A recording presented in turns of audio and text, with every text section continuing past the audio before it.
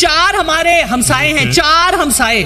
चलो हिंदुस्तान से लड़ाई तो मानी जा सकती है। मुझे बताएं ईरान से हमारी क्या लड़ाई है? ईरान से हम तेल क्यों नहीं लेते? आप डरते हैं यार, सैंक्शन से डरते। आज पूरी दुनिया में पाकिस्तान की जग हंसाई हो रही है और खास तौर पे हमारा हमसाया मुल्क, उसका मीडिया भी हमारा मजाक उड़ा रहा है। अभी गांव आबाद नहीं हुआ और चोरों ने इसे लूटने की पहले से मंसूबाबंदी भी कर ली है।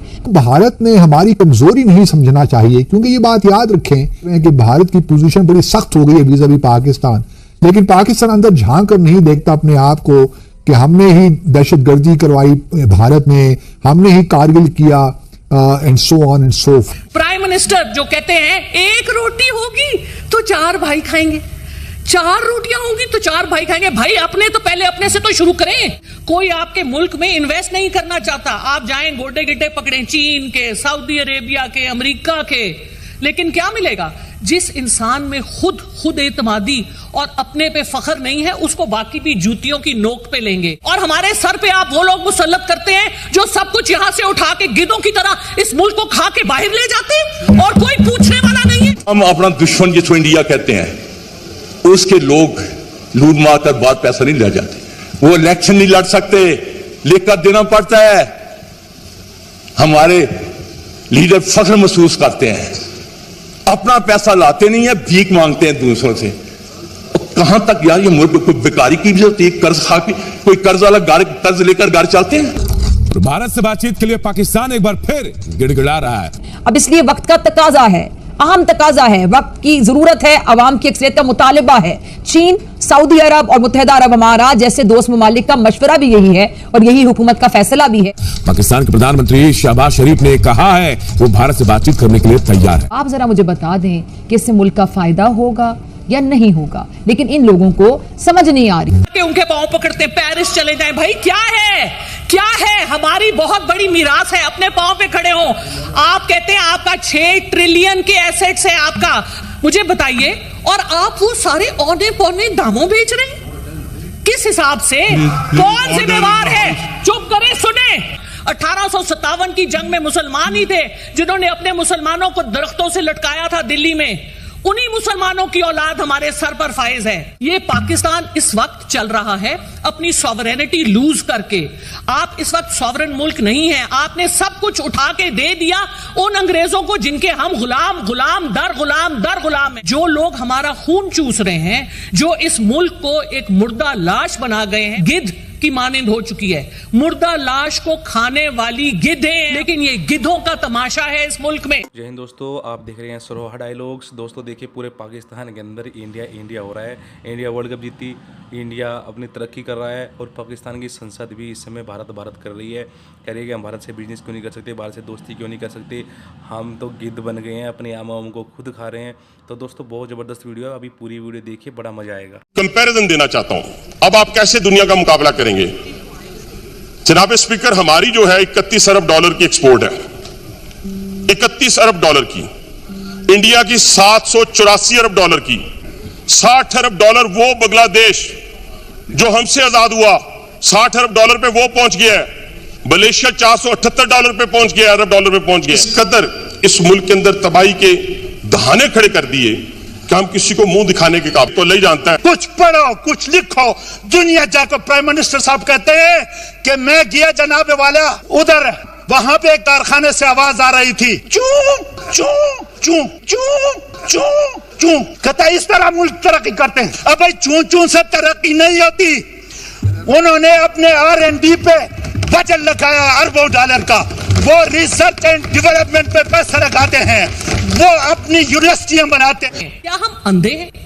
क्या हम पागल हैं कि हम अपने मुल्क के लिए बेहतरी नहीं कर सकते? IMF के पास जाके हम क्यों नहीं निगोशिएट कर सकते? We are the victims of climate change. नहीं है हमें इतना दम, बिकॉज हमने जनरलिस्ट रखे हुए ना जी। हमने जो हमारे लोग जो जाके निगोशिएट करना जिनका काम है, वो हमने नकम्मे माजरत के साथ नालायक, अगर लायक होते, कोई अपने दम का बंदा होता, कोई प्रोफेशनल होता जिसको पढ़ना लिखना आता हो, जिसका जमीर जागता हो, जिसमें इखलाकियात हो, वो इस जहर को अपने मुल्क के साथ नहीं होने। 1998 में जब पाकिस्तान ने अपना न्यूक्लियर एसेट शो किया, उस दिन के बाद से आपके सारे दुश्मन इकट्ठे होके आपके ही बंदों के थ्रू आपके मुल्क को खराब कर रहे हैं, तोड़ रहे हैं। हमने तो गोटे, हमने कोनियां पकड़नी है, दूसरे हमने गोटे गिट्टे पकड़ने। सर, ये क्रिकेट टीम को क्या हुआ है? ये अमेरिका से भी हार गए। नहीं, ये अमेरिका से भी हार गए, ये इंडिया से भी हार गए। तो बाबर आजम को अपने ही किसी सीनियर क्रिकेटर से सबक लेते हुए हारने के बाद एक जलसा रखे, वो उसमें कागज ले रहा है, बोला देखो ये मेरे खिलाफ साजिश हो गई, इससे कोई कुछ नहीं किया। उसके बाद जो है वो बात ही खत्म हो जाएगी कि तुम हार जाओ, मर जाओ, कुछ भी। बोला देखो ये था, और बाद में बोले वो खत भी गुम हो गया है। जब उसको पीसीबी वाले पकड़े कि उस खत में क्या है बताओ तो सही, तुम क्यों हार गए?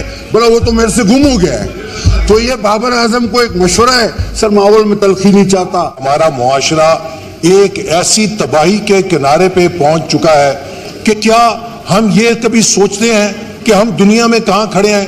1 अरब मुसलमान है, 1 करोड़ की आबादी है इसराइल की, उसने जुल्म और सितम का बाजार गर्म कर रखे और हम बेबस हैं। क्यों?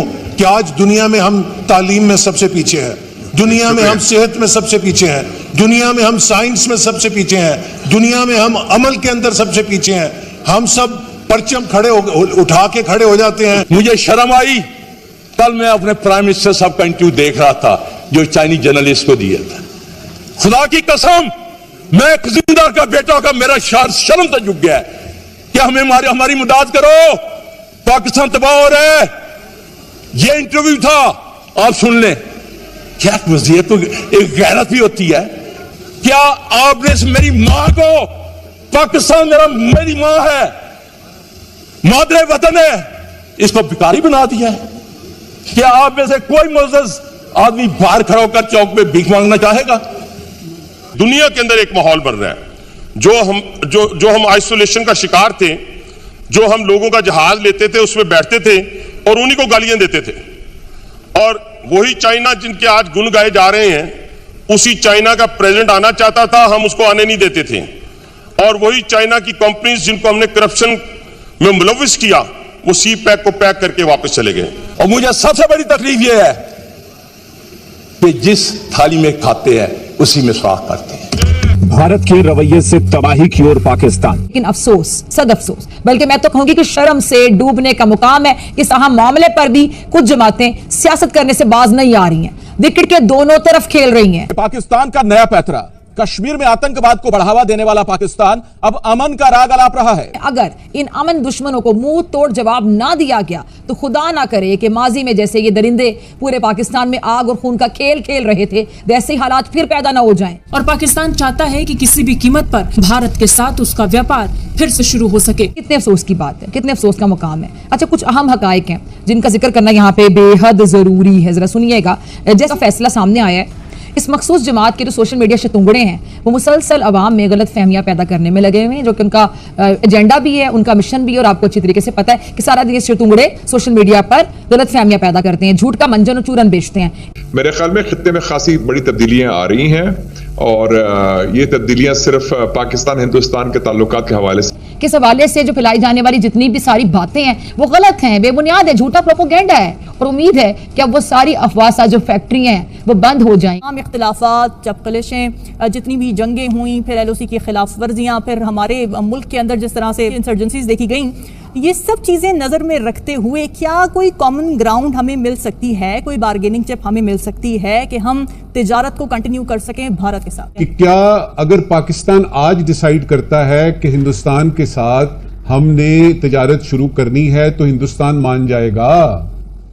आप अकेले ही तिजारत शुरू कर देंगे कि हम मान गए हैं? उसमें हिंदुस्तान का मानना डेफिनेटली जरूरी है और वो अंडर द सर्कमस्टांसेस वो पॉसिबल मुझे तो नजर नहीं आ रहा। जहां तक ताल्लुक है पाकिस्तान और हिंदुस्तान के ताल्लुकात का, एक तो यह है कि इस ताल्लुकात के हवाले से एक मेरे ख्याल में मजबूरी तौर पर एक कौमी इत्तफाक राय पाया जाता है और एक कौमी एतमाद भी है। और ये एतमाद शुरू हुआ था 1998 के न्यूक्लियर टेस्ट के बाद कि हम हिंदुस्तान से बराबरी की बुनियाद पर ताल्लुकात रख सकते हैं। और इंडिया पाकिस्तान इज इररेलेवेंट। अगर इररेलेवेंट है और उस वक्त से लेके अब तक इररेलेवेंट है और क्वाइट नहीं है और स्टेबल नहीं है और उनको इसकी पाकिस्तान की जरूरत भी नहीं है, तो इस तनाजुर में मुझे ये बताइएगा कि अगर हम ये मान भी जाएं, जो कि ऑलरेडी एक बहुत बड़ी समस्या है कि लोग कहते हैं जी कि अगर आपने ये किया तो कश्मीर का क्या करेंगे, 370 का क्या करेंगे, और क्या एक बहुत बड़ा सवाल जो थिंक टैंक्स के सामने आज तक लहरा रहा है कि क्या कश्मीर का मसला हल हुए बगैर तजारत हो सकती है कि नहीं। इस तरह के डिफिकल्ट क्वेश्चन हम सबको पता है कि इंडिया इस वक्त आपसे किसी किस्म की बात करने को तैयार नहीं है।